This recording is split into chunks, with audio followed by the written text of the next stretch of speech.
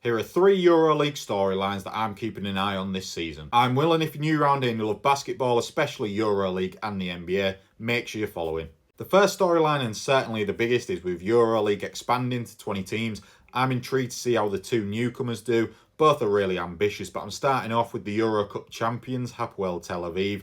They made their ambitions clear by signing Vasily Micic and making him one of the highest paid players in the league.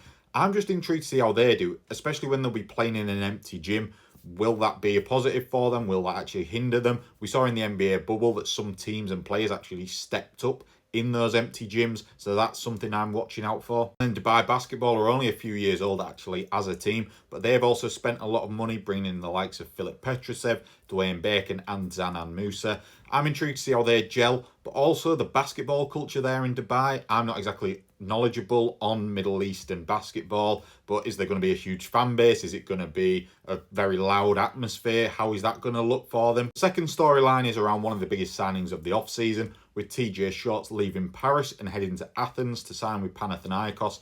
I'm really intrigued to see how he gels there. I believe they are current betting favourites to be EuroLeague champions. But when I look at that roster, it is just so stacked already. We already knew how great they were. But you look at Jerry and Grant, TJ Shorts, now Kendrick Nunn, Costas Sloukas, Cedi Osman, so many more. You've got Rashawn Holmes brought in the front court as well.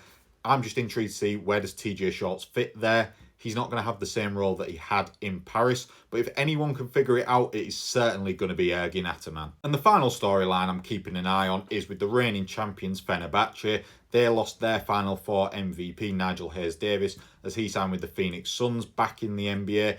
They look to be going towards more of a team effort. They didn't directly replace him. I'm looking at guys like Bonzi Colson to step up, and Tarik Biberovic, he was great last season, signed a 3-year deal, so I'm expecting another leap from him this year. But when you bring in guys like Brandon Boston as well, and Taylor Horton-Tucker that can add quality, I think there's plenty of depth there. I'm just intrigued to see who will take on that role that Hayes-Davis has vacated, but I think Fenerbahce are still going to be one of the front runners this year.